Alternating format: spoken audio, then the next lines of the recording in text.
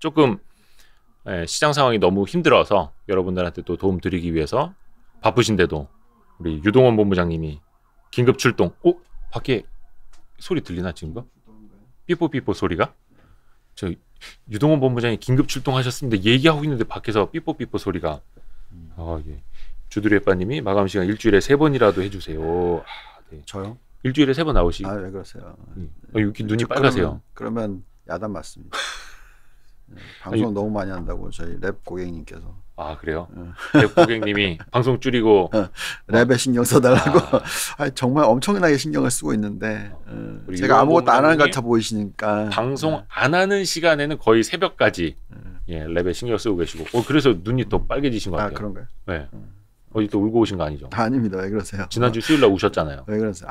그거는 진짜 갑자기 훅 맞았어. 훅 들어오셨어요. 훅. 지난주 수요일 그 쓰리고 라이브를 보시면 유동원 본부장님이 이렇게 우시는 모습도 보실 수가 있고요. 왜 그러세요?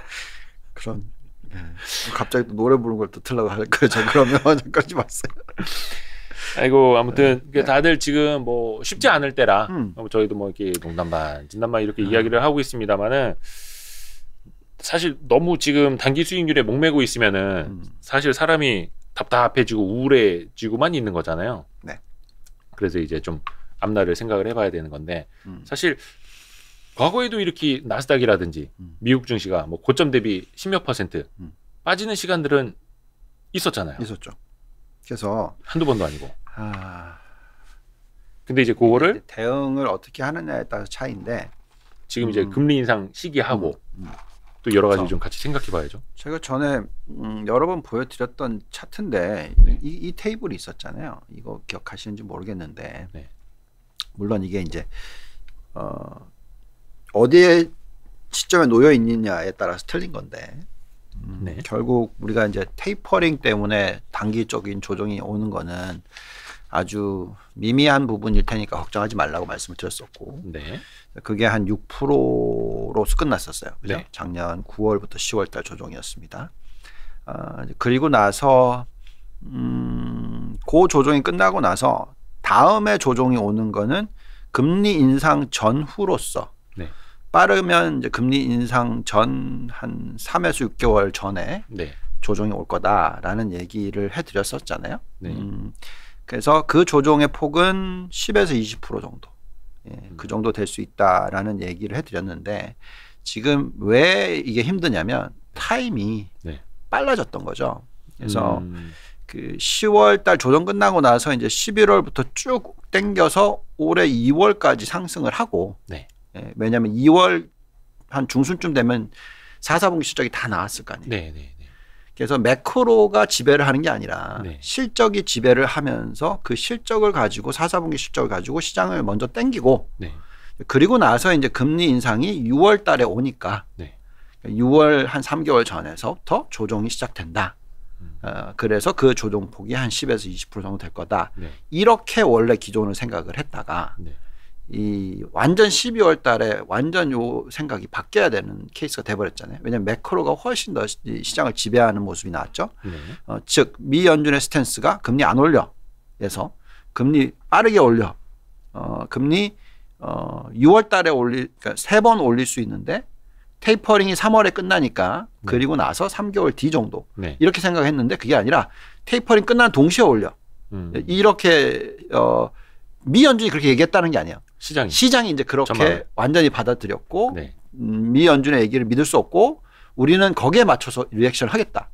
그러니 당연히 예를 들어서 3월 달에 금리를 올리면 그 전 3개월 그럼 언제입니까? 1월 달 그죠? 12월 1월에 지금 시작된 거죠. 그래서 그 시작의 하락폭이 10에서 20%를 예상을 했는데 지금 그 하락이 들어온 거죠.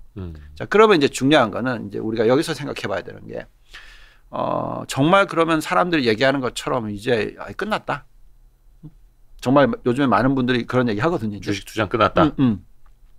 그게 맞냐.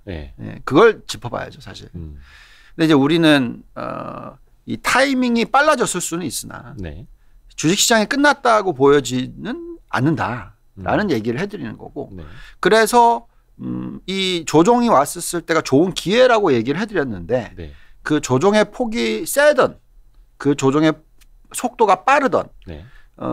그것이 그 근본적인 내용은 변한 게 없다라는 얘기를 해드리는 거죠. 그래서 제가 그 얘기를 지금 하고 있으면 다들 뭐라고 얘기를 하실 거고. 네.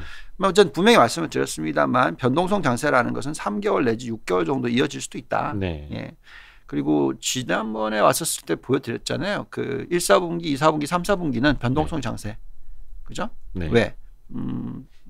금리 인상 이슈가 있고 그다음에 또 그 대선 2년 차고 중간 선거 있고 네. 이런 여러 가지 이슈들을 가지고 보통 2년 차는 1, 4분기부터 3, 4분기가 수익률이 잘 안 나는 그죠? 네.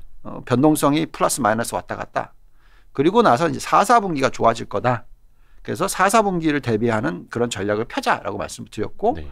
그 4, 4분기부터 그 다음 해 1, 4분기 그 다음에 2, 4분기가 가장 좋은 화려한 주식시장의 시기다라고 말씀을 드렸어요. 그래서 네.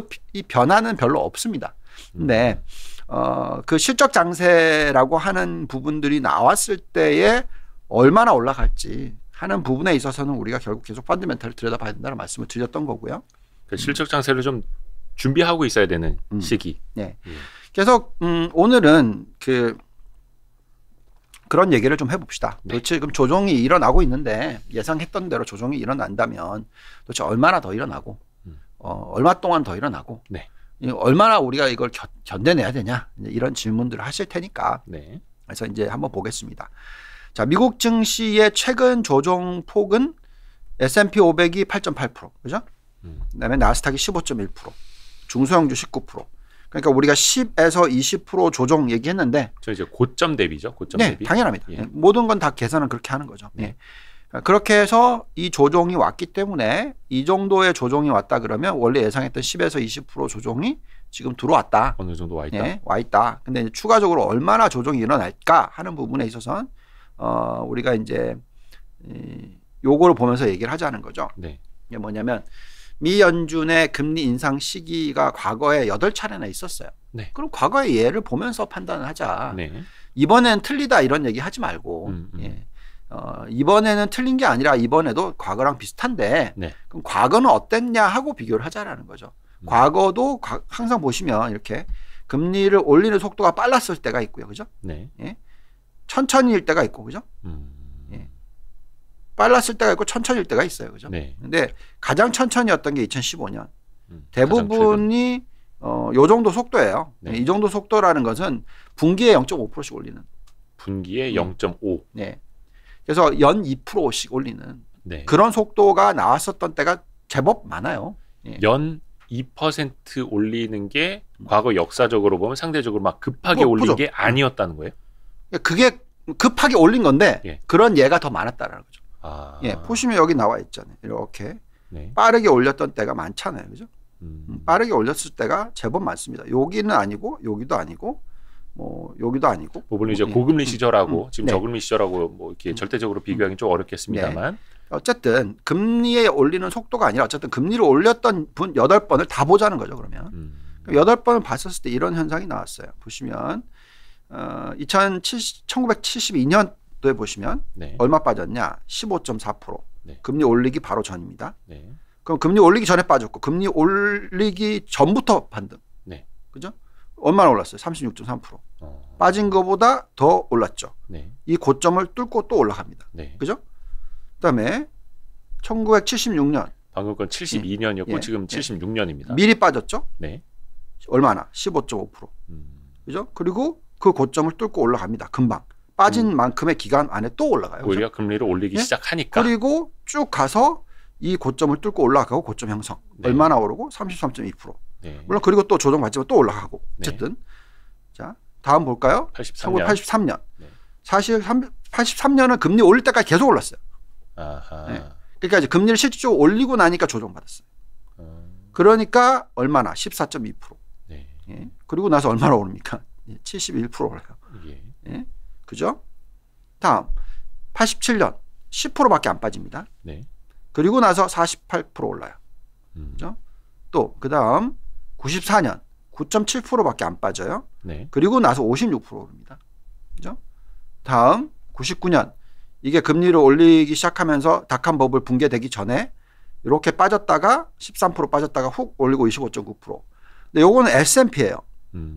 나스닥은 요때 빠졌다가 얼마나 올리죠? 그건 제가 기억을 못 하겠는데요. 예. 100% 훨씬 넘게 더 올려요. 예. 아무튼 99년 네. IT 버블 직전에. 네. 자, 그다음에 2004년 8.8% 빠졌다가 네. 48.6% 오릅니다. 그죠? 2015년 15.1% 빠졌다가 62.4% 오르고 조정이 있다가 또 올립니다. 그죠? 네.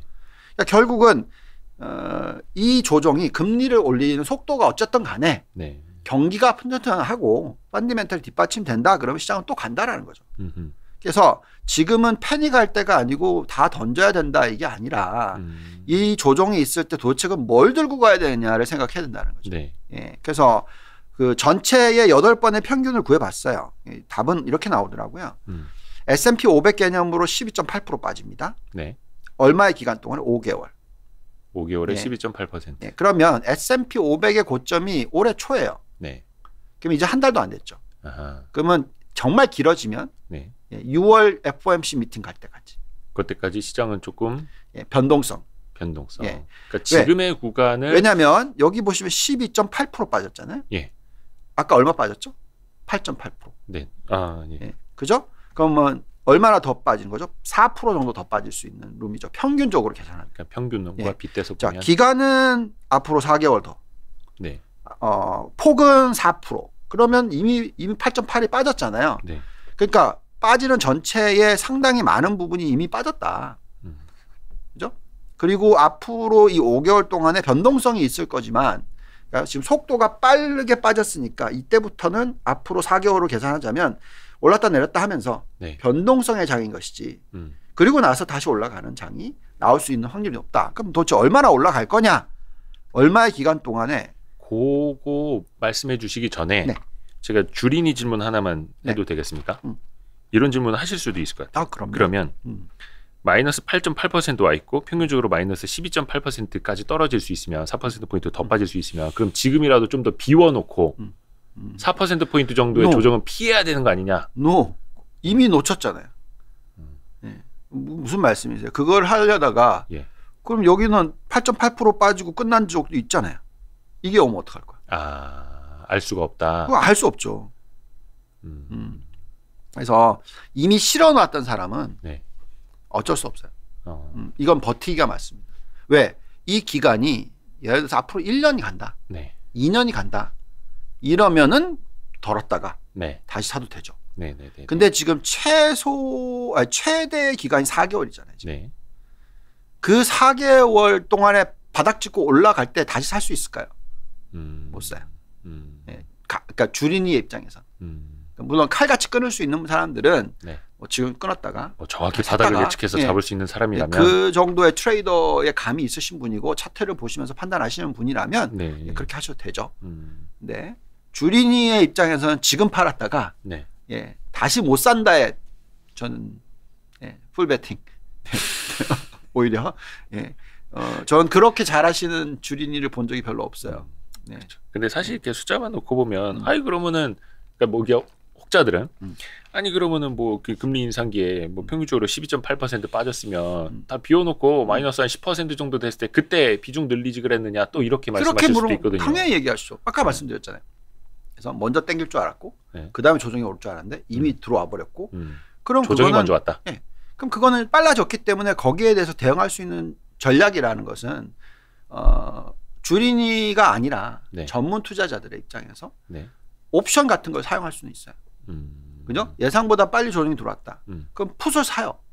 포지션 그대로 놔두고 한 2% 정도 가지고 약간 해징을 할 수 있는. 그런데 그런 상품이 또 별로 없어요. 선물 옵션을 집어넣는 펀드는 별로 없단 말이죠. 그건 헤지 펀드에 가입을 하셔야죠. 아니면 뭐 인버스 ETF 정도는 그러니까 그렇게 할 수 있는데 인버스 ETF를 집어넣으려고 하더라도 그럼 뭐예요? 100이 있으면 현금 50% 하고 그 50% 인버스 사야지 해징이 되는 거지. 그러면 다 지금 포지션 50% 다 날릴 거예요 지금? 앞으로 빠질 거라고? 모르는 거란 말이죠. 그렇기 때문에 그런 전략은 주린이의 입장에서 쓰는 게 아니죠. 그러면 차라리 헤지펀드에 돈을 맡겨야 되는데 우리는 헤지펀드가 별로 없잖아요. 우리나라에서. 네네네. 게다가 그 헤지펀드가 워낙 단타 트레이딩을 많이 하다 보니까 예. 틀릴 때 완전히 틀릴 때가 또 많아요. 네. 자, 이번에 사실 이렇게 단기적으로 훅 떨어졌을 때 큰 역할을 한 사람이 누굽니까? 미국에서. 빌 에크먼. 예. 빌 에크먼이 또 그때 코로나19 터졌을 때 똑같이 또 큰 역할을 했죠. 그죠? 뭘 샀냐? 옵션을 샀어요. 네. 헤징을 했죠. 옵션을. 많은 금액을 가지고 아니고. 네. 그래서 거기서 그 옵션 가지고 대박을 내서 자기가 가지고 있는 포지션에 손실 나는 부분을 메꿨잖아요. 그죠? 네. 그러니까 지금 똑같은 현상이에요. 뭐라고 그분이 얘기를 하고 있냐? 금리 2번 올려야 된다. 그러니까 한 번에 50bp를 올려야 된다. 이번에. 3월에 그것도. 아니면 그 전에. 이번 FOMC에서. 네. 이미 풋 산 거죠. 그렇죠? 네. 근데 이분이 분명히 작년에 요맘때 어떨 거라고 얘기했냐면 위드 코로나로서 경기가 엄청나게 활성화될 것이고 이에 따라서 소비가 엄청나게 화려할 거다라고 얘기했던 분이세요. 당연히 그랬잖아요, 지금. 근데 네. 똑같은 얘기를 하면서 포지션을 확 바꿨죠. 왜? 미 연준의 스탠스가 있으니까. 네. 그걸 가지고 단기적인 조정을 일으켰었을 때 프로텍트를 하고 이번에 또 땡길 때 또 바꿀 거예요. 제가 그럴 확률은 아마 90%가 넘는다고 전 베팅하게 돼요. 네. 그분이 그렇게 나올 거라고 저는 생각을 해요. 네. 그러니까 당연히 옵션을 가지고 헤징을 할 수 있는 헤지펀드의 입장에서는 이렇게 전략을 단기적으로 쓰죠. 왜? 그렇죠. 옵션이라는 거는 빠르게 짧게 확 떨어졌을 때 돈을 제일 많이 버니까. 네.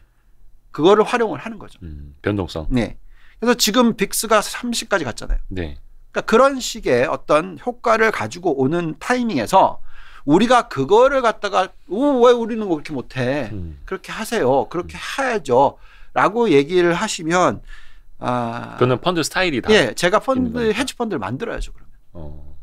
사실 우리나라는 헤지 펀드들도 롱온리 헤지 펀드들도 많고, 그러니까 상대적으로 이제 외국처럼 완전 포지션 뭐 이렇게 확 비었다 이렇게 하는 헤지 펀드는 거의 못 봤거든요. 그거는 괜히 그렇다 이제. 네. 시장 못 따라가는 거는 용서해 줄 수 있어도 닦아먹는 거는 이제 용서가 안 되기 때문에. 예. 그리고 어려운 얘기입니다. 이렇게 말씀을 드릴게요. 지금은 만약에 엄청난 어떤 야단을 맞으려면 네. 이게 틀렸어야 돼요. 그러니까 뭐가 틀렸어야 되냐면 대세 하락장이 시작됐다. 그게 맞아야 되는 거죠. 그러니까 저는 아니다라고 얘기를 하고 있는 거고. 네. 그래서 제가 운영하는 포트는 롱이고 그리고 시장이 올라갈 거에 대한 포지션을 갖고 있고 네. 거기 안에서 좋은 종목들을 골라서 담아놨고 근데 지금 조정이 왔어요. 네. 근데 아무리 좋은 종목이라 하더라도 대세 하락장이 시작되면 그 종목도 같이 빠진단 말이죠. 네. 그리고 대세 하락장이 금융위기와 연결이 되면 그 좋은 종목들이 더 많이 빠져요. 왜? 유동성이 풍부하기 때문에. 그러니까 사고 팔 수 있기 편하기 때문에 더 많이 빠지는 현상이 나와요. 그러면 이제 제가 정말로 야단을 맞고 제가 다시는 운영을 하지 말아야 되면 그건 뭐냐면 이게 대세 하락장이 시작된 거여야 돼요. 그러니까 제가 틀린 거죠. 그건 포지션이 완전히. 네. 앞으로 다시 올라가는 게 아니라 이미 끝났어. 지금 끝나서 15% 빠졌고 앞으로 50% 빠질 거야. 뭐 이런 얘기를 하는 사람들이 있잖아요. 그 사람들이 맞아야 되고 제가 틀려야 되는 거겠죠. 네. 그래서 저는 그렇지 않다라고 얘기를 해드리는 거고 그거에 대해서 지금 예를 보여드리면서 도대체 뭘 보면서 판단해야 되느냐라고 얘기를 지금 자꾸 해드리는 겁니다. 네. 자, 그래서 그게 이제 S&P 500이면 나스닥은 이랬어요. 나스닥은 전 데이터들은 워낙 짧았기 때문에 볼 수 없고요. 5번, 과거 5번 네. 금리 올렸을 때 시기를 보시면 조정폭이 훨씬 더 큽니다. 폭이 평균적으로 16.7%예요. 네. 예, 20%까지는 안 되고 제일 많이 꺾였던 게 한 18.7%입니다. 그죠? 네. 자, 그럼 우리 지금 아까 얼마 빠졌다고 했죠? 8.8? 아니. 어떤 거야? 나스닥이잖아요. 나스닥? 예. Pay attention, 갑자기 여쭤보시면 제가 그 숫자를 어디 기억을 해요? 지금 이제 S&P 마이너스 8.8 이거 하나 외웠는데 15.1%. 15.1. 고점 대비 예. 올해 들어서. 예. 자, 네. 조정폭이 16.7이 평균인데 네. 지금 15.1% 빠졌습니다. 네네네. 예. 그러면 얼마 남았죠? 1.6%. 아, 지금 자꾸 딴 거 보고 있는데 자꾸 훅훅 들어오셔. 아까 복수하시는 거죠. 제가 수요일 날 울었다고 제가 한마디 했다고 자꾸. 아무튼 중요한 거는 자, 조정 구간을 보시면 3개월이죠. 네. 중요한 건 네. 나스닥이 언제부터 빠졌죠? 작년 11월부터 빠졌습니다. 네. 왜 그러세요, 자꾸? 아, 갑자기 훅훅 질문 드리고, 제가 당황하잖아요 지금. 예. 네. 작년 11월부터 빠져서 네, 지금 네, 2달 됐어요. 아, 2달. 예. 근데 이 평균 조정폭이 얼마죠? 몇 개월이죠? 3개월이잖아요. 그러면 이제 한 달밖에 안 남았다. 많이 빠지더라도 네. 추가 조정폭의 자체에 대해서는 훨씬 마음이 편하다. S&P를 들어가는 것보다는 나스닥에 들어가는 게 더 마음 편하죠. 왜 아까 8.8%에서 11.8%, 그다음에 이제 S&P는 조정 구간이 5개월인데 네. 나스닥은 3개월로 끝나고 훨씬 더 빠르게 빠지고 빨리 반등하고. 그래서 평균적으로 예. 지금 그리고 또 중요한 거는 15.1% 빠졌는데 딱 99년 빠진 거랑 똑같네요 지금이. 네. 또 중요한 거는 그 이후에 얼마나 올랐다고요? 상승폭 평균 90%? 네. 아까 S&P가 뭐였죠? 48. 예. 그죠? 2배. 그 본인은 다 외우고 계시면서 자꾸 그 저한테 여쭤봐가지고 그냥 지금 네. 곤란해 죽겠네요. 지금. 상승 구간이 26개월이니까. 네네네. 3개월 뒤에 앞으로 2년 동안에 네. 나스닥이 90% 올 수도 있다는 거죠. 그건 정답은 아니다 하지만 네. 말씀을 드리지만 뭔가 내 포지션이 밤이 편해야 되잖아요. 버틸 수 있는 힘이 있어야 될 거 아니겠어요. 그러면 우리가 계속 얘기했던 건 과거 예를 비교해 놓고 어느 정도 타이밍에 들어가야 되는지 판단하고 그다음에 내가 들고 있는 종목이 그러면 펀더멘탈로서 봤을 때 튼튼하냐 안 튼튼하냐. 우리가 계속 얘기하는 게 금리 인상 구간에 있어서는 실적이 뒷받침 안 되면 안 된다. 그죠? 그러니까 지금 아크 같은 실적이 안 나오는 성장주들을 많이 들고 있는 거는 언제 올라갈지 모르겠다라는 생각이 자꾸 드는 거고. 지금 뭐 매맞을 때는 좀 맞고 있지만 네. 상대적으로 더 많이 맞지만. 자, 그래서 아니요, 제가 말씀드리는 거는 나스닥이 옛날 나스닥하고 틀리다니까요. 실적이 나는. 지금 나스닥의 실적이 네. S&P보다 훨씬 좋아요. 예. 안 좋다고 생각하시면 안 돼요. 성장주라 그래서 ROE가 안 나오는 게 아니란 말이에요. 그죠. ROE가 나오고 실적을 확실히 엄청나게 내는 높게 성장주들. 나오는 거죠. 네. 그런데 이제 아크는 이제 별개의 이야기다. 예. 거기는 이제 실적이 안 나오는 것들을 실적이 많이 안 갖고 있기 나오는 때문에. 아주 미래 성장주를 다 집어넣어놨기 때문에 테슬라를 제외하고 나면 다 아직까지 적자 내지 아직 밸류에이션이 안 실적이 안 나오는 종목들이 있죠. 거죠. 그래서 그 성장이 꺾일 때는 이게 더블로 영향을 받죠. 간단한 예를 들어드릴게요. 어떤 회사가 있어요. 우리나라 회사로 따지면 이제 쿠팡이라고 칩시다. 네. 쿠팡이 아직 적자잖아요. 네. 그죠? 근데 성장을 엄청나게 해야 돼요. 네. 그러면 적자인데 성장을 하려면 뭘 해야 되죠? 투자. 그죠? 예. 아니, 근데 투자를 하려면 돈이 있어야 될 거 아니에요. 그렇죠. 네, 그러면 증자를 하거나 예. 돈을 빌리거나 네. 부채를 일으키거나 예. 돈을 빌려주거나 네네. 둘 중에 하나 해야지 투자를 할 수 있죠. 그렇죠. 그렇죠? 그래서 나중에 이제 적자가 흑자로 전환하면서 이제 확 실적이 나오면서 네. 주가가 튀는 거잖아요. 네. 근데 그 전까지 과거의 금리가 0%에서 좀 별로 차이가 안 나는 1%였다가 치다가 네. 이제는 3%로 갔어요. 그러면 빌리는 코스트가 2%포인트 올라갔죠. 높아지죠. 게다가 이게 올라가면 WAC이라고 해서 Weighted Average Cost of Capital이라고 해서 그것도 또 올라가요. 예. 그래서 자금 조달하는 비용이 확 늘어나잖아요. 네. 그러면 실적이 없는 상황에서는 그런 회사의 미래 가치가 뚝뚝뚝 떨어진단 말이에요. 그렇죠. 그렇기 때문에 주가가 빠지고 올라가는데 계속 금리가 올라가는 추세일 경우에는 쉽지가 않다라는 거죠. 그것보다 훨씬 높은 이익 증가율들이 나오기 시작하면 괜찮다는 거죠. 네. 그래서 그걸 봐야 되겠죠. 그래서 우리는 예를 들어서 쿠팡을 들여다본다면 쿠팡이 언제 흑자 전환하는데 그 흑자 전환해서 ROE가 언제부터 금리보다 훨씬 높게 나오기 시작하는데 요걸 보고 그때 들어가도 된다는 거죠. 그죠? 네. 그래서 그 타이밍이 지금 아직은 아크는 그걸 보여줄 수가 없잖아요. 지금. 그렇죠. 뭐 상당히 많은 부분들이 한 5년 뒤, 뭐 3년 뒤, 뭐 이런 거니까. 그래서 그런 쪽을 건드리라는 얘기가 아니라 네. 나스닥을 사시면 나스닥은 전체적으로 ROE가 24%예요. 마이너스가 아니라고요. 실적이 안 나오는 게 아니라고요. 특히 나스닥 100은요 27%라는 거죠. 그래서 100개 대형 성장 기업들이 그 매력도가 있는데 왜 사람들이 걱정을 하냐면 금요일 날 넷플릭스가 빠지면서 대형 성장주들이 돈을 잘 버는데 예. 그 돈을 잘 버는 게 앞으로 왕창 꺾이는 게 아니냐. 이걸 넣으면서 조정이 온 거죠. 넷플릭스는 돈을 잘 버는데 네. 하루아침에 20%씩 이렇게 급락할 정도면 이것도 해석하는 그러면서 사람들마다 그렇게 해석하는 거죠. 네. 자, 그러면 이제 제가 이걸 옛날에 다른 방송에서 예. 이런 얘기를 해드렸어요. 언제가 팔아야 되는 타이밍이냐. 예. 그러니까 우리가 얘기하는 지금 4차 산업혁명 시대에서 2009년부터 시작됐고 IT 사이클로 봤을 때 4차 산업혁명 사이클은 2013년 내지 2016년 사이에 시작됐다라고 계산했었을 때 언젠가는 이게 꺼지잖아요. 끝나잖아요. 그러면 우리는 과거의 예를 들었을 때 언제하고 비교하냐면 1982년부터 2000년도 시대를 비교해요. 그때가 18년짜리 상승 사이클이었고 중간에 리세션이 한번 오기도 했었고 네. 그렇지만 그때가 이제 인터넷이 나오면서 엄청난 이 IT 버블을 만들었던 그 시기다는 거죠. 그리고 나서 지금 20년이 지난 지금이에요. 네. 그래서 언제부터 시작됐냐? 뭐 10년 전부터 시작됐다고 얘기할 수 있고 또는 길게 보면 12년 전부터 시작됐다고 생각할 수 있고 짧게 보면 2006년부터로 계산하면 5년밖에 안 됐다고 생각할 수도 있어요. 네. 이 사이클이 시작이 됐는데 그럼 이 사이클에서 언제 끝나느냐? 그럼 가장 대표적인 종목을 생각해 보자는 거죠. 애플. 네. 자, 애플을 생각합시다. 그럼 끝이 없잖아요. 네? 거의 끝이 없잖아요. 그러니까요. 제가 네. 하는 말이. 근데 이제 이 생각 해봅시다. 애플은 그러면 뭘로 가장 혁신으로 성장을 했습니까? 아이폰이죠. 네. 아이패드부터 시작해서 네. 쭉 해서 이제 아이폰이었죠. 근데 그 아이폰이 모든 모바일로 들고 다니면서 게임을 할 수 있고 물품을 살 수 있고 하는 것을 디플레이션 인바이러먼트를 만들어줬어요. 네. 그죠?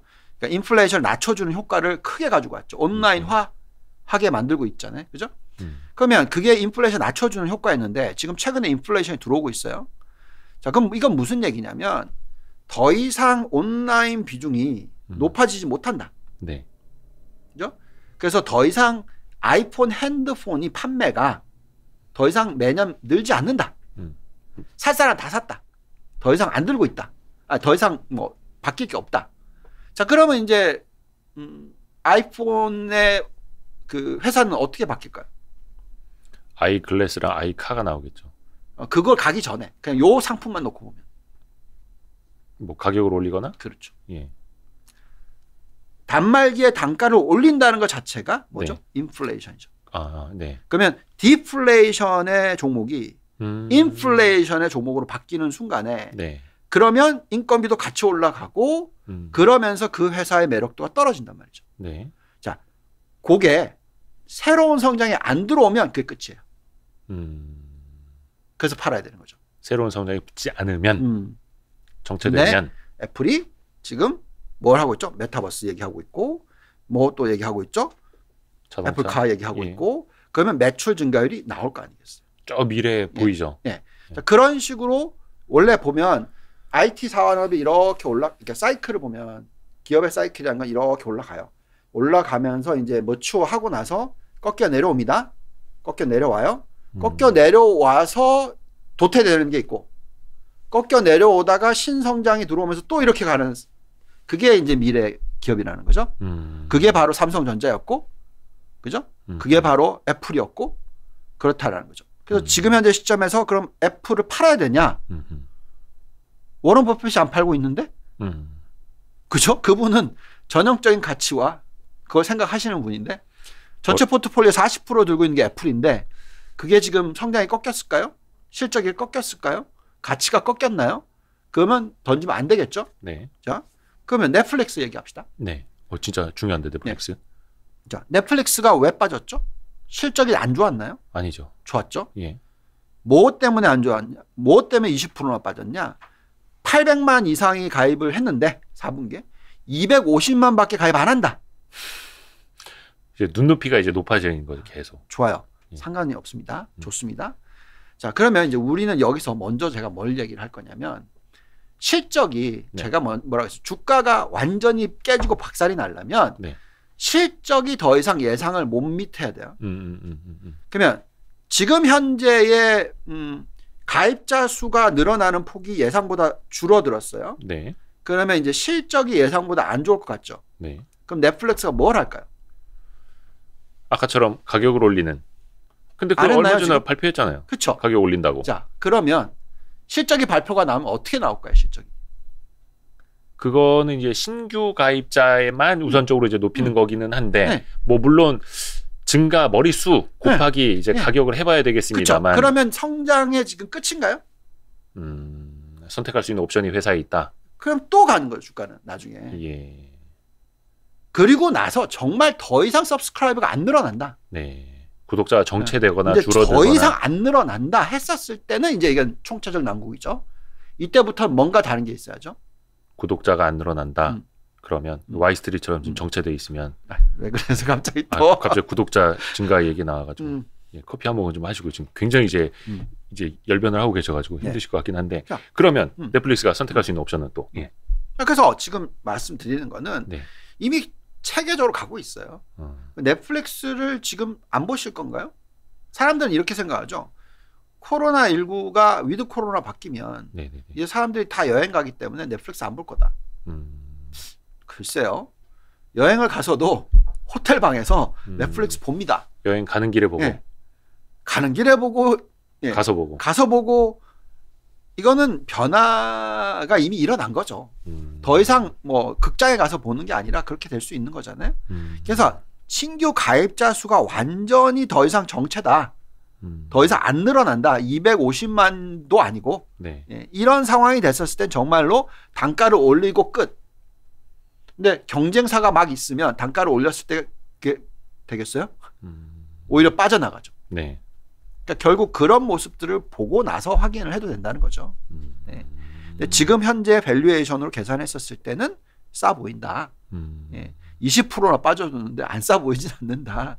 예, 이렇게 좀 생각이 드는 거고요. 네. 그렇지만 그래도 주가가 너무 많이 땡겼던 건 사실이다. 네. 예, 뭐 그런 부분들은 감안을 하시자는 거고요. 자, 그래서 이제 요런 거를 좀 한번 볼게요. 이거는 제가 다른 데서 별로 얘기를 안 했던 부분이라서. 예, 좋습니다. 자, 이게 이제 제가 2019년도에 처음으로 되돌아와서 이 얘기를 좀 해봅시다. 제일 처음에 이제 요거를 제가 처음에 2019년에 제가 유안타 증권을 옮기고 나서 옮기는 전후로 제가 요거를 투자 레터를 보내드렸었어요. 뭐라고 얘기했냐면 이제 붐 버스트 사이클을 예측을 한다. 뭔가 버블이 깨지는 시기? 아니요, 붐. 버스트. 그러니까 엄청난 거품, 그 다음에 깨지고. 네. 그러니까 그래서 지금은 붐 시기다. 붐에서 버스트까지. 네. 2019년에 붐이 먼저 일어나고. 예. 그래서 얼마까지 갈지 모르겠으나 그러고 나서 언젠가는 깨진다. 그러니까 이제 그 붐 시기에는 어떤 현상들이 일어나느냐, 그다음에 이제 버스트 시기에는 어떤 현상들이 일어나느냐 했었는데, 요 중간에 뭐가 들어와 버리냐, 코로나가 들어와 버렸어요. 그래서 또 다시 헷갈리게 만드는 거예요. 근데 이제 중요한 것은 버스트 시기에 이런 현상들이 일어납니다. 그러니까 그게 이제 일어나는 게 순차적으로 일어나요. 그래서 언제 완전히 이제 꺾이는 시장이 이제 나오냐면 금리 이제 임금 상승률이 확대가 돼요. 지금 됐어요. 그죠? 그리고 계속 유지가 될 겁니다. 그냥 인구 경제 참여율이 큰 폭으로 상승을 해야 돼요. 근데 아직 이거 안 했어요. 그죠? 그다음에 미중 무역 전쟁 장고에 따른 인플레이션 확대 지금 일어나고 있죠. 예? 그다음에 기업들이 사회적인 의무 과시화에 따른 비용 증가가 일어나야 되는데 지금 조금씩 이제 시작 단계. 여기에 이제 원자재 급등이 일어나고 장기화 지금 일어났어요. 이제 시작. 그다음에 정부 과잉 투자가 일어나고 글로벌 방산비 확대가 일어나고 정부 재정 적자 문제가 가속화. 이거는 지금 코로나 때문에 확 들어와 버렸어요. 그렇죠. 예? 그다음에 인플레이션이 확대됨에 따라서 미 연준이 금리 인상 전환 및 적극 인상으로 금리 고점으로 확대됨. 이게 나와야 되는데 지금 이게 제가 2019년에 썼던 거예요. 이렇게 될 것 같다. 예. 지금 그 초입. 예. 그리고 그러고 나니 결국 경제 증시 거품이 꺼지기 시작한다. 예. 그리고 장다잉 금리차가 그 과정에서 재역전. 지금 아직 0.75. 아직은 아니고. 예. 그리고 나서 기업의 ROE는 큰 폭의 하락을 시작한다. 그러면 그때는 우리는 다 던지고 금, 은, 경기 침체, 달러 이렇게 가자. 그게 버스트 시기가 언제 올 거냐. 제가 2019년에 썼을 때는 어떻게 얘기했냐면 2022년 말에서 2023년 초. 그 2019년에 쓰셨을 때. 지금은 전에. 보니까 2024년 하반기에서 2025년 하반기 사이에 시작될 것 같다. 최소한 2, 3년. 그게 지금 현재의 상황이고요. 자, 이렇게 얘기를 하는 이유가 뭐냐? 네. 이런 것들을 보면서 말씀을 드려볼게요. 자, 이게 우리가 얘기하는 세큘러 사이클이라고 합니다. 네. 미국 시장의 세큘러 사이클. 과거 1980년대 이후부터의 세큘러 사이클은 보통 오르내림이 20% 있는 걸 말고요. 네. 아주 크게 올라가고 아주 크게 부러지는 그런 네. 시장. 보시면 첫 번째 사이클에서 마이너스 69%, 두 번째 사이클에서 마이너스 81%, 네. 세 번째 사이클에서 마이너스 63%, 네. 네 번째 사이클에서 마이너스 59%. 그러니까 절반 이상 부러지는 장이에요. 고점 대비. 예, 그게 세큘러 사이클의 끝. 그러니까 아주 긴 사이클이 끝나면서 폭락을 하는. 한 번에 긴 사이클이 이제 끝나는 시기들. 네. 네. 근데 중요한 거는 그 기간이 18년, 8년, 19년, 18년, 지금 13년이에요. 그래서 8년으로 비교한다면 그럴 수 있죠. 네. 그럴 수도 있어요. 네. 그러면 지금 13년 지났으니까 이제 꺾일 수도 있다 생각할 수 있는데 과거의 다른 세 번의 연은 18년, 19년이란 말이에요. 네. 그럼 앞으로 얼마 남았어요? 5년 남았잖아요. 네. 5년 더 갈 수도 있어요.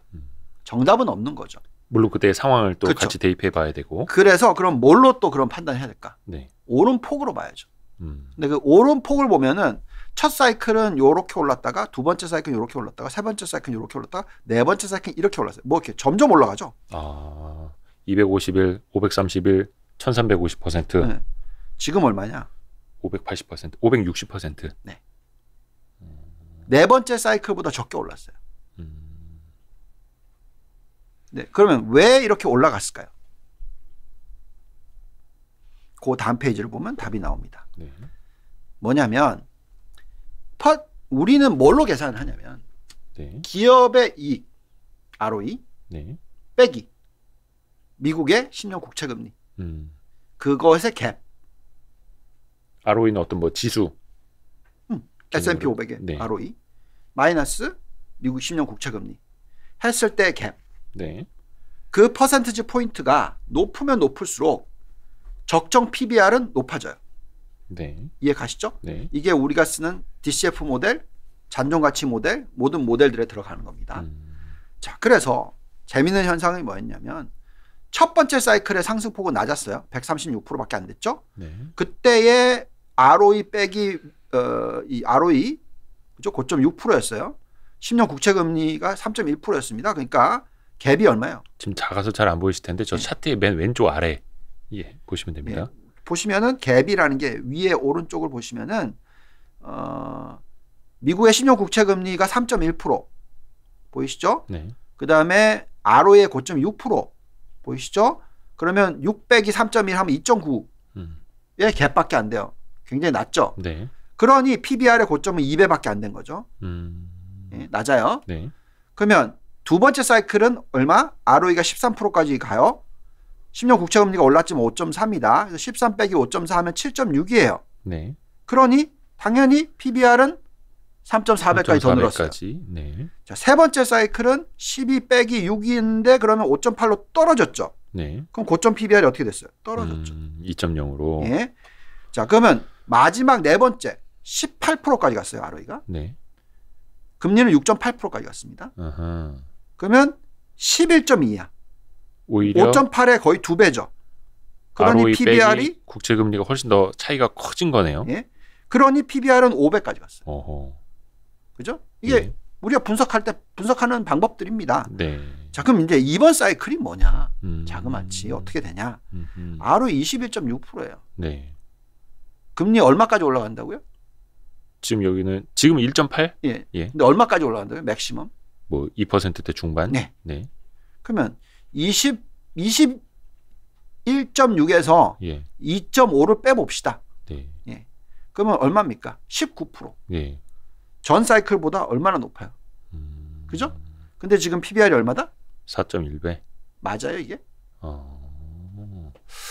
그러니까 축약하자면 기업들의 어떤 수익성은 훨씬 더 좋아지고 있고 금리는 훨씬 더 금리는 낮다. 과거보다 훨씬 더 이제 저금리 상황이니 올려도 저금리니 그 갭이 훨씬 더 좋아지고 있다 해서 기업들의 수익성을 생각을 하면 뭐 채권에 투자할 메리트보다는 계속 기업에 투자할 메리트가 훨씬 더 클 것이다. PBR이 익스펜드를 할 거라는 거죠. 그러니까 PBR, 그러니까 자산가치 대비 주가의 폭이 훨씬 더 밸류에이션이 커질 수 있다. 네. 예, 멀티플이 커질 수 있다. 그러면 언제 그럼 우리가 던져야 되냐? 그죠?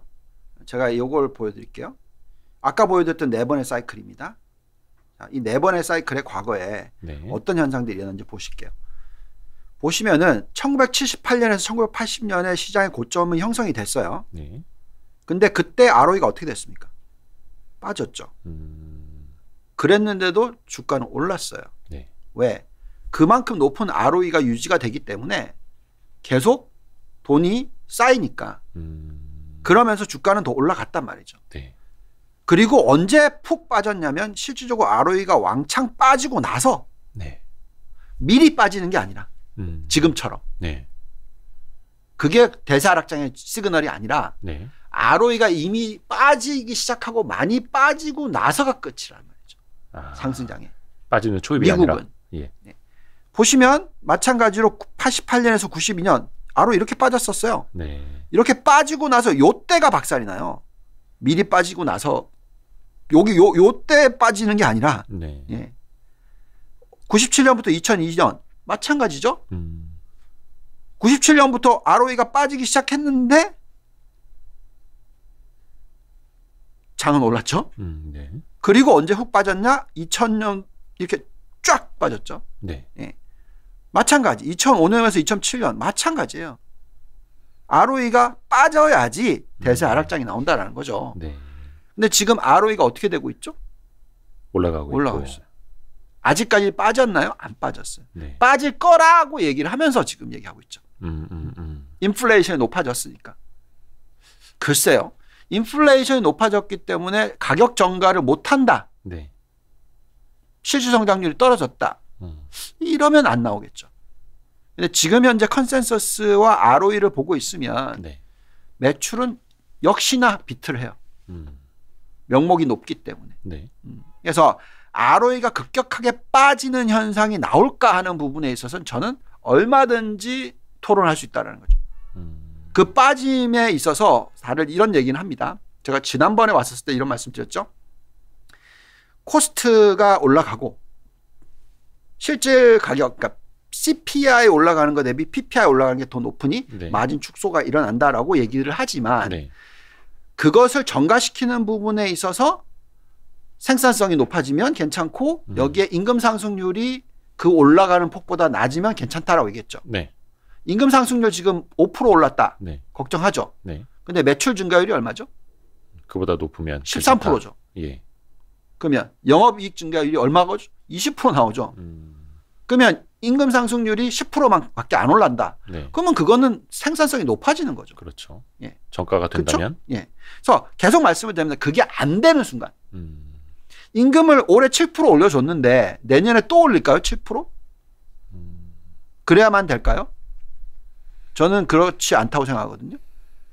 임금을 7%나 올렸는데 사람을 못 써. 그러면 자동화로 계속 투자가 들어가죠. 네. 그래서 제가 볼 때는 지금 현재의 이게 인플레이션이 트랜지토리가 아니다라고 얘기를 하고 있어요. 네. 이제는 네. 완전히. 예. 근데 트랜지토리라는 게 텀이 도대체 얼마를 트랜지토리라고 하는 거냐. 기본적으로 1년 인플레이션 높았다가 네. 앞으로 2년 동안에 자동적으로 떨어져서 안정화를 찾는 시나리오가 나온다 그러면 그거는 생산성이 높아지면 기업의 ROE가 안 떨어진단 말이죠. 그래서 우리는 그 작업을 아직 안 했다는 얘기예요. ROE가 확실히 떨어질 거라고 확신을 하면 그때 던져도 된다. 네. 안 늦다 이거죠. 아직까지 가격 올릴 것도 남아있고 그죠? 게다가 임금이 상승을 하니까 그 임금 상승 때문에 소비가 더 늘어날 수도 있는 확률도 있고 앞으로 경기가 계속 좋을 수도 있고 이런 부분들이 아직 훨씬 많이 남아있잖아요. 네. 근데 시장이 끝났다. 이거는 앞뒤가 안 맞는다는 얘기죠. 먼저 게다가 가서 겁을 먹을 필요는 없고 네. 가격 정가력은 살아있다. 닥한 버블 때를 보실게요. 그게 가장 화려했던 버블인데 네. 여기 보시면 ROE가 97년 3월에 피크였어요. 97년 3월. 네. 97년 9월까지도 살짝 더 이상 안 올라갔어요. 그죠? 그리고 나서 언제부터 확실하게 빠졌나? 98년 3월. 뚝뚝뚝뚝 떨어지죠. 이거 이제 분기별로 보신 거죠? 예. 네. 언제 끝났어요? 요때. 고점 대비 50% 빠지고 나서 끝났어요, 시장이. ROE가 먼저 빠지고 나서 그 다음에 시장에 반영이 됐다. 그러니까 ROE가 좀 축소되는 그 구간부터만 와치를 하면 된다. 네. 그 축소되는 폭이 제법 클 때부터. 뚝뚝 부러질 때. 봐요. 23에서 17, 13. 그죠? 그리고 97년 3월부터 2000년 3월까지 도대체 얼마나 올랐습니까, 시장이? 이렇게 됐다니까요. 네. 그래서 우리는 너무 앞서가는 전략은 전 아니라고 생각해요. 네. 물론 여러 가지 부분들을 보고 판단을 하면 아예 고점인 것 같고 정말 막 패닉이 들고 막 불안해 죽겠고 막 돌겠죠. 진짜 정말 그랬을 수 있어요. 네. 근데 요 얘기만 하나 해드릴까요? 네. 그렇게 불안한데 왜 LG 에너지 솔루션에 104조가 몰렸을까요? 114조. 죄송합니다. 100, 아무튼 100조 넘잖아요. 그거는 기관수요 예측. 예. 예. 그냥 개인 자금만. 개인 자금. 개인 자금만 100조가 넘었단 말이에요. 네. 예. 기관 자금은 그 일경이었구나. 예. 일경 예. 5천조 원이었구나. 예.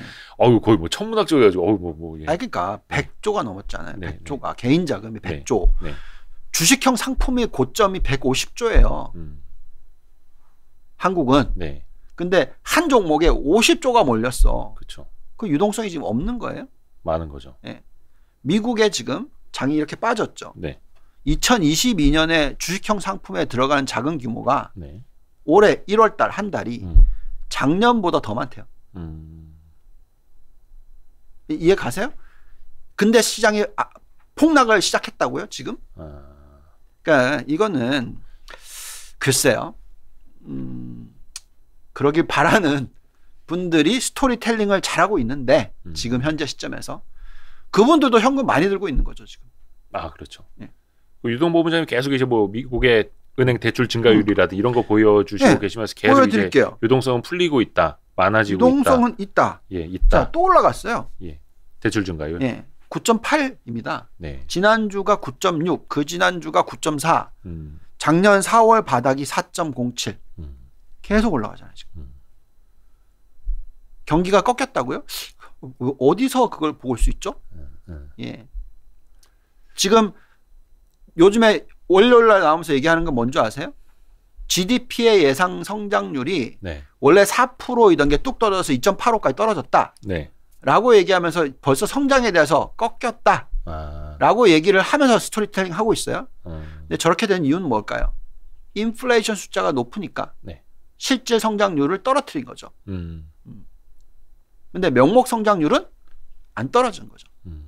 더 중요한 건 이 숫자 보고 얘기를 좀 한번 해보면, 자, 요거가 뭐냐면, 자, 여기 보시면 2022년에 대해서 이익 증가율이 9.4%일 거고, 레버뉴 그로스가 7.6%, 그러니까 매출 증가율이 7.6%라는 컨센서스예요, 지금. 네. 올해가. 네.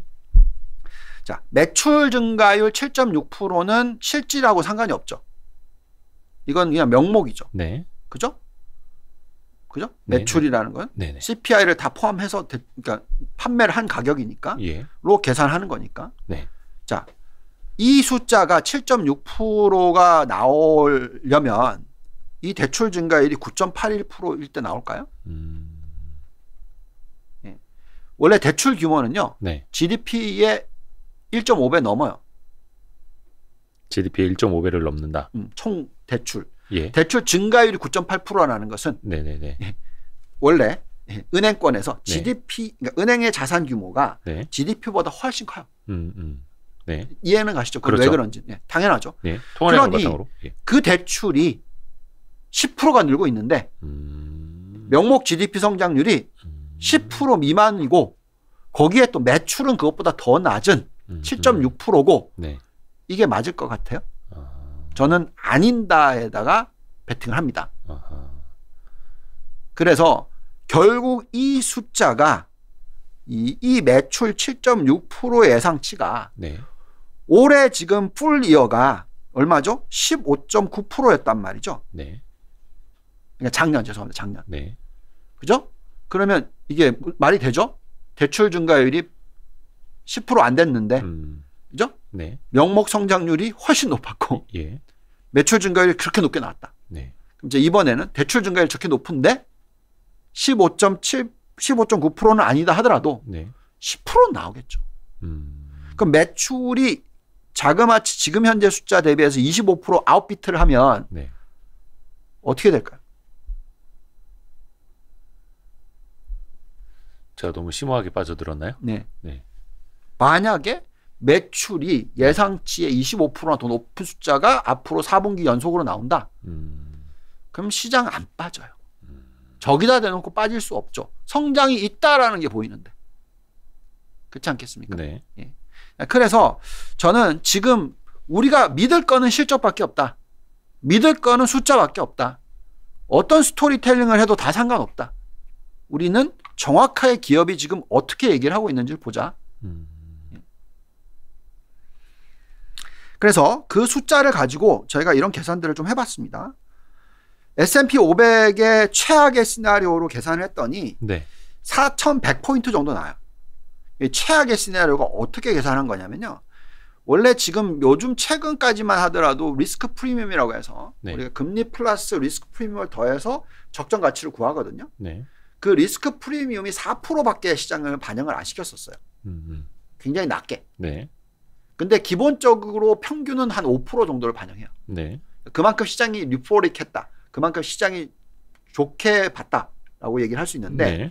최악으로 안 좋게 될 때는 7%까지 가요. 그러면 4%에서 7%면 3%포인트나 높이는 거잖아요. 네. 그러면 ROE를 3%포인트나 더 깎아먹는 거랑 똑같은 거죠. 얘기란 예, 말이죠. 예. 그렇게 하고 계산했을 때 4,100이 나와요. 그렇게 계산을 했는데 여기에 또 뭘 또 했냐면 금리를 지금 1.8이잖아요. 네. 2.5로 땡겼어요. 미리 이미 2.5% 갈 거다. 반영을 해놓고. 그거 두 개 다 반영해놓고 했는데 적정 가치가 4,100이에요. 그러면 지금보다 5% 빠지면 네. 그건 진짜 땡큐 베리 마치다.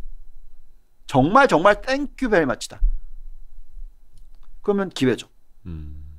그게 아니라 그냥 요 정도만 하자. 5%. 네. 그리고 지금 현재 금리 천천히 올라갈 거다 생각해서 그렇게 계산하면 적정 가치가 5,270 나온단 말이죠. 그러면 다운사이드 리스크가 6.6%, 업사이드 리스크가 20%. 그럼 어디다 베팅을 하시겠어요?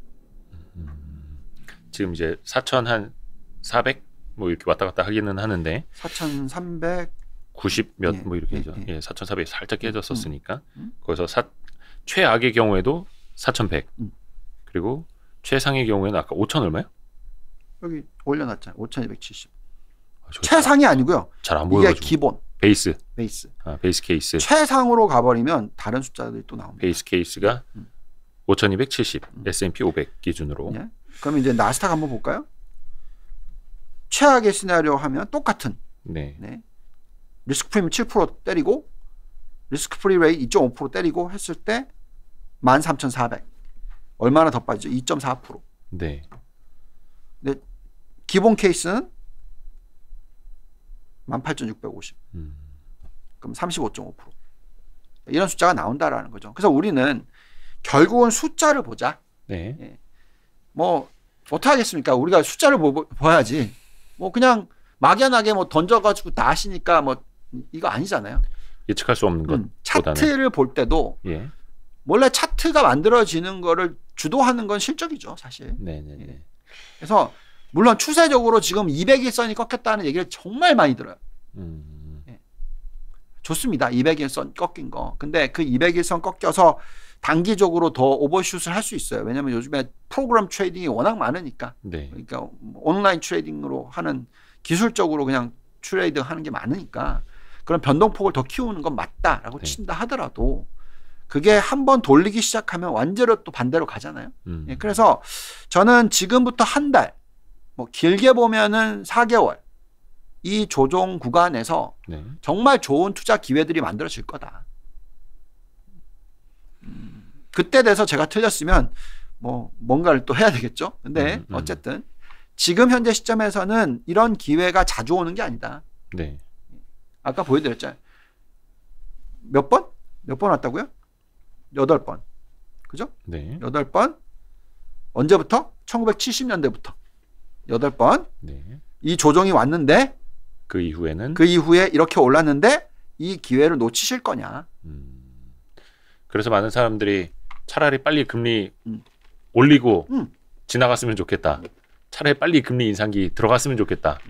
항상 떨림은 시작하기 전에 있는 거다 보니까.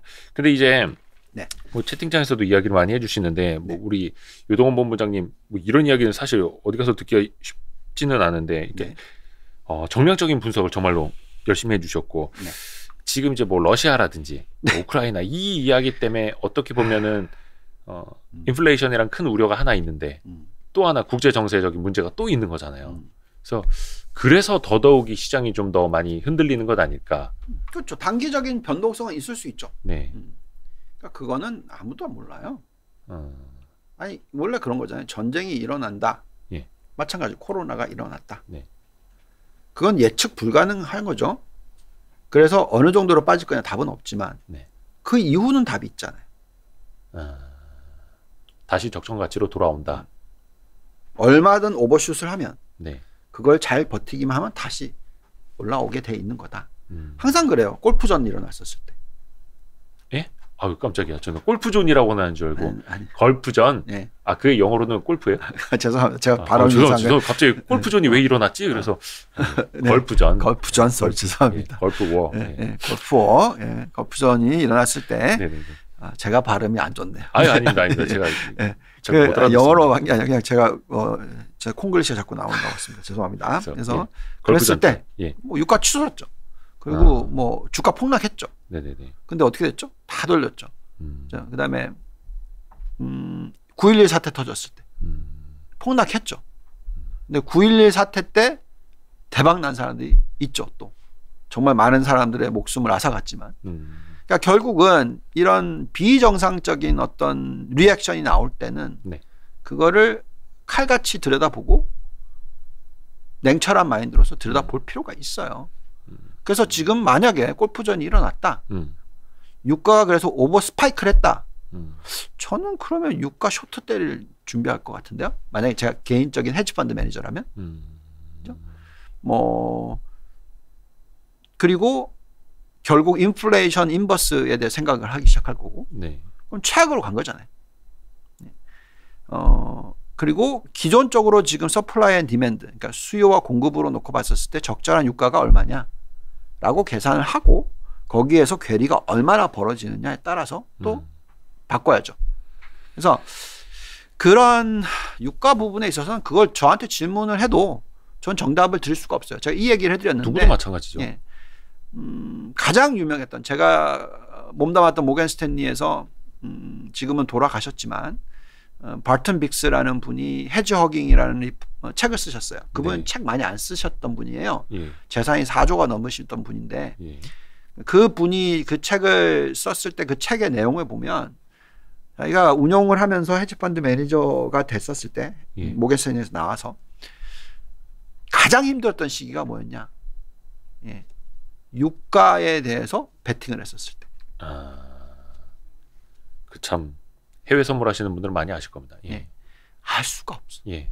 적정 가치가 X다라는 계산을 아무리 분석해서 돌려서 이게 나왔어요. 오버슛을 갖다 아래 위로 50% 100% 하니까 맞아요. 그거는 뭐 매니징이 어렵다라는 거죠. 저도 지금 계속 얘기를 했던 게 유가의 적정 가치는 아무리 돌려봐도 65에서 75 사이의 박스권이다. 지금 위로 뚫고 올라갔잖아요. 옛날에 유가가 마이너스 갔잖아요. 아니 심지어 그때는 뭐라고 얘기했는지 기억나세요? 석유를 저장해야 되기 때문에 비용이 드니까 이건 마이너스다. 맞아요. 기억나시죠? 그게 언제예요?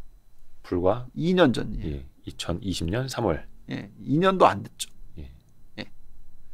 그러니까 적정 가치와 상관없이 원자재는 오버슛을 아래 위로 합니다. 그건 뭐 당연하기 때문에 거기에 대해서 내가 베팅을 하겠다. 전 이런 고민을 좀 많이 하거든요. 이 슈퍼 사이클의 끝은 네. 언젠가 되겠지만 그게 3년 뒤가 될지 2년 뒤가 될지 5년 뒤가 될지 잘 모르겠어요. 근데 이제 그때의 정말로 끝은 지금 우려하고 있는 이 원자재의 엄청난 상승과 함께 오지 않을까라는 걱정은 해요. 그래서 그 원자재 슈퍼 사이클이 정말 확실하게 올라오는. 네. 지금 유가 뭐 $80 뭐 원자재 가격 올라왔던 부분들 지금 올라온 거 그거는 기업 실적과 개인들의 펀더멘탈과 이걸 감안했었을 때 충분히 올라올 수 있을 만한 수준이었다 네. 정도인데 정말 나중에 그 부러지는 장이 오기 전에는 그거의 2배 올라가는 장이 나올 수 있단 말이죠 원자재가. 그게 언제 올지 2024년, 2025년, 2026년, 2027년, 2028년 몰라요. 네. 그때 진짜 정말 화려하게 그렇게 올라가고 끝나는 장이 올까 봐 저는 더 걱정이에요. 그거는 정말 최악이거든요. 그래서 그 원자재 슈퍼 사이클의 어떤 그 모습이 진짜 나온다면 네. 그거는 지금 이렇게 1년 오르고 나서 끝나는 게 아니라 이렇게 1년 오르고 좀 쉬다가 또 올라가고 또 쉬다가 또 올라가고 이런 식으로 확확 올라가는 모습이 나오면 이제 그게 끝이겠죠. 그게 시장의 끝이겠죠, 정말. 그래서 그 부분은 계속 지켜볼 겁니다. 근데 고민은 하고 있으나 지금 현재 상황에서 지난 1년 동안에 이 정도로 올라온 원자재 가격과 원자재 관련주들의 베팅을 제가 지금 한다. 저는 좀 부담스러워요.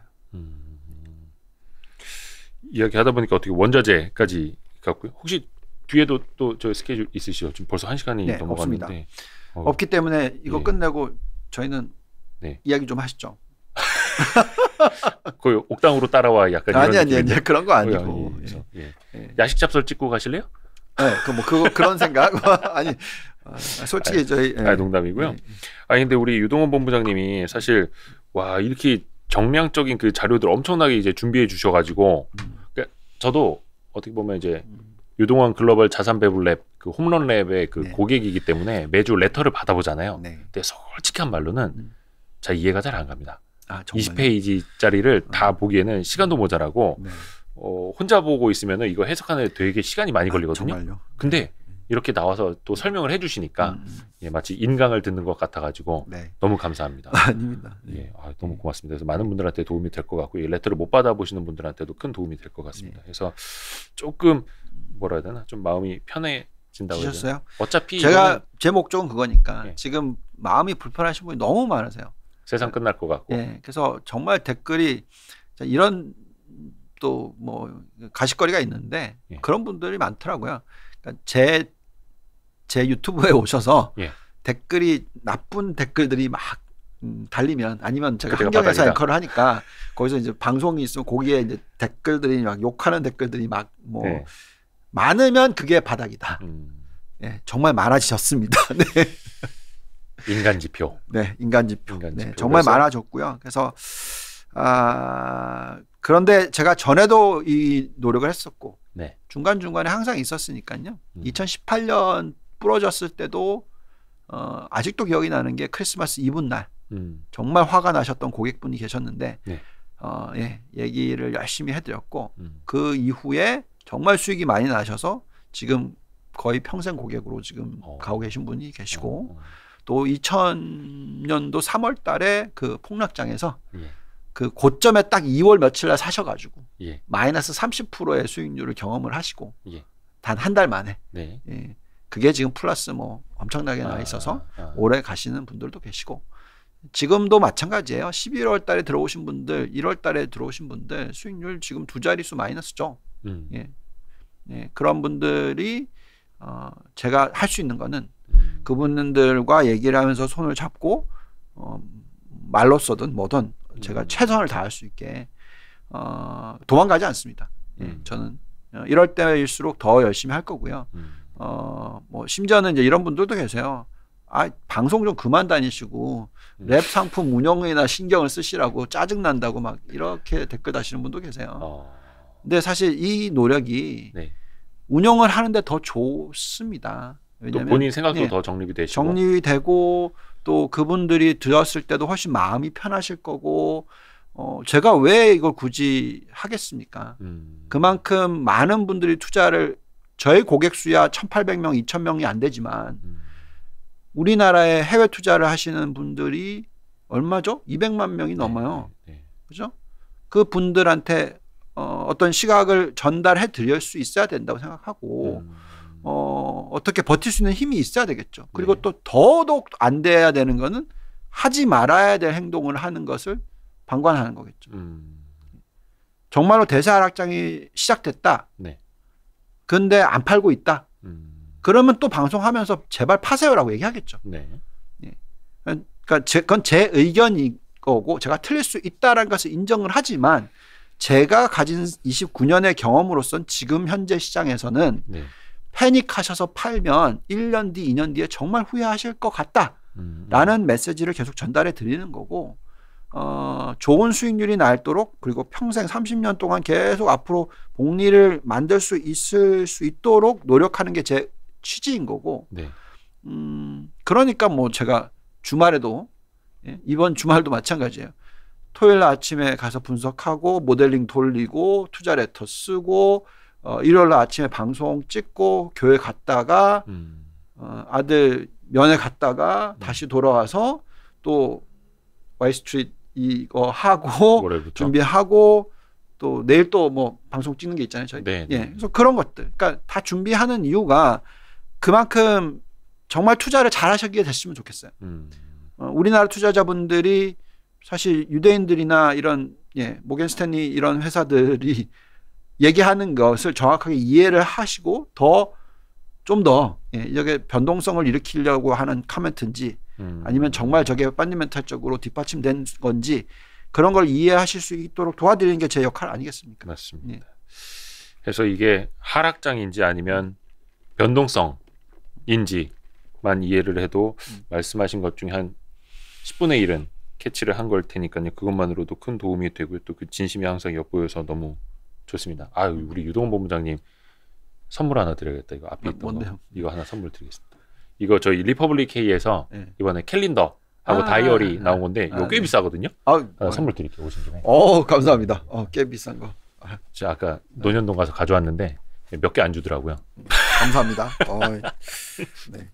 너무 고맙습니다. 아닙니다. 해서 격주가 될지 어떨지는 모르겠는데 저희가 좀 요즘에 라이브를 많이 안 해가지고 그렇긴 한데 유동원 본부장님하고는 항상 이제 긴급 출동, 긴급 출동 유동원, 긴급 출동 넘버원 약간 그런 거 있지 않았었나? 그래서 긴급 출동 유동원으로 한번. 아무튼 정말 좀 마음의 안정을 찾으시기를 진심으로 바라고요. 앞으로 한 달 내지 4개월 정도의 변동성 잘 참아내시면 좋은 결과가 있을 수 있다고 생각하고요. 한 가지 하지 마셔야 되는 거.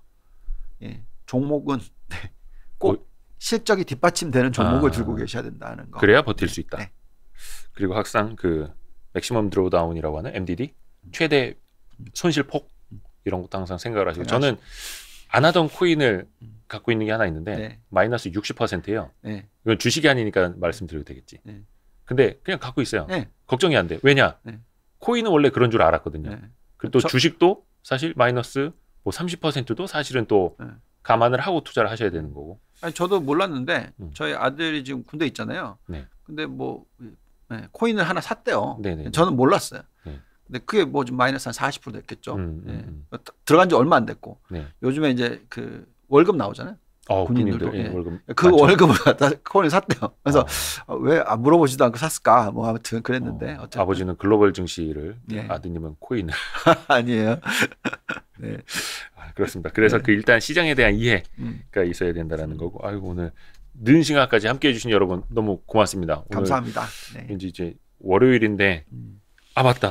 이번 주 그 현지 시간으로 25, 26일이 FOMC 미팅이 열리는 날이고 그렇죠. 그게 27일 새벽 한 4시 반쯤 우리한테 소식이 또 들려올 테고 그리고 27일이 LG 에너지 솔루션 상장도 있고 그때 또 실적 발표하는 기업들도 꽤 많고 그래서 변동성은 심할 수밖에 없을 것 같아요. 1월 27일이 하여튼 뭐 있는 날인가. 그뿐만이 아니라 지금 이제 여러 가지 경제 지표들 막 나오는 시기가 지금부터 우리 구정 연휴 네. 예, 뭐 쭉쭉쭉 있으니까 네.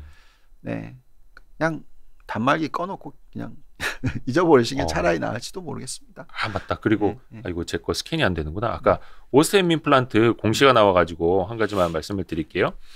실질 심사 들어가기 전에 실질 심사 대상이냐 아니냐 그거부터 이제 결정을 하게 되는데 그거는 이제 조사 기간을 연장하기로 했대요. 그래서 아직 실질 심사 대상 여부도 아직은 결정이 안 됐다. 오늘 오스템 임플란트 그런 공시가 나왔고요.